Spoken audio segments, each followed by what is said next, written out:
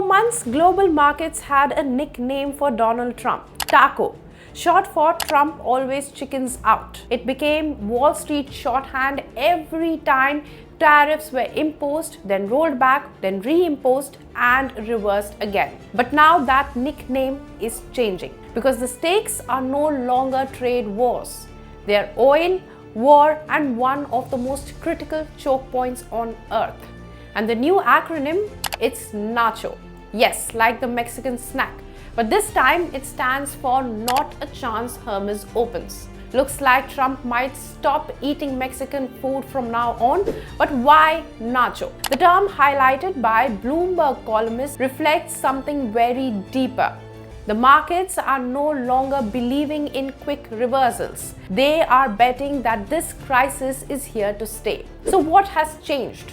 At the center of this crisis is the Strait of Hormuz. This narrow stretch of water is one of the most important energy routes in the world because before the conflict, it carried nearly 1/5 of global oil supply, concerning producers in West Asia to consumers across Asia, Europe and beyond. But that flow has been disrupted now with the war. After US and Israeli strikes on Iran earlier this year, Tehran retaliated by effectively blocking that strait. At the same time, Washington has imposed a blockade targeting Iranian oil exports recently. The result? A near standstill. Oil tankers are stuck, shipments are delayed, energy markets are shaken, and markets reacted instantly. Brent crude prices surged past $125 per barrel at one point. In fact, since the conflict began, the prices have more than doubled, with some analysts also warning that oil could hit $150 if the tensions escalate further. But this isn't just about oil. The ripple effects are everywhere. Aluminium prices are rising, petrochemical costs are surging, supply chains are tightening, and ultimately your everyday expenses might be going up too because manufacturing costs and operating costs for companies are going up. So why has this not been resolved yet? Diplomatic efforts have repeatedly been stalled. Pakistan even offered to host talks between US and Iran in Islamabad, but Trump called off the planned negotiations, saying that it wasn't the right time. Instead, he hinted at direct communication channels like telephone.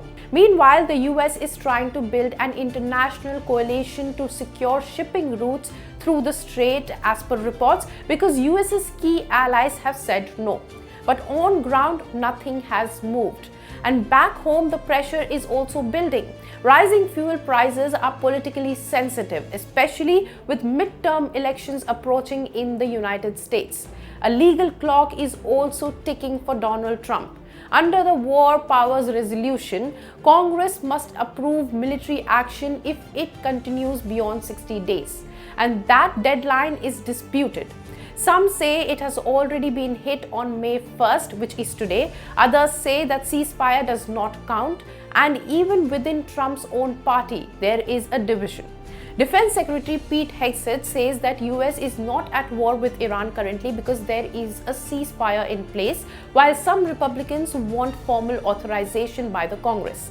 And Democrats, some say that the law doesn't even apply here because there was a lack of imminent threat from Iran at the beginning of the war itself.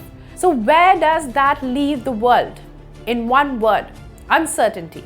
Uncertainty in politics, uncertainty in markets, and uncertainty in energy flows. And that's exactly why Wall Street has moved on from taco to nacho.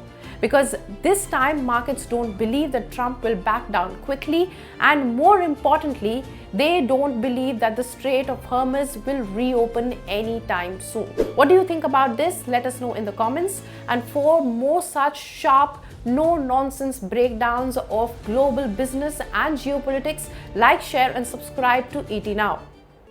If you like this video, then like, share and subscribe to ET Now.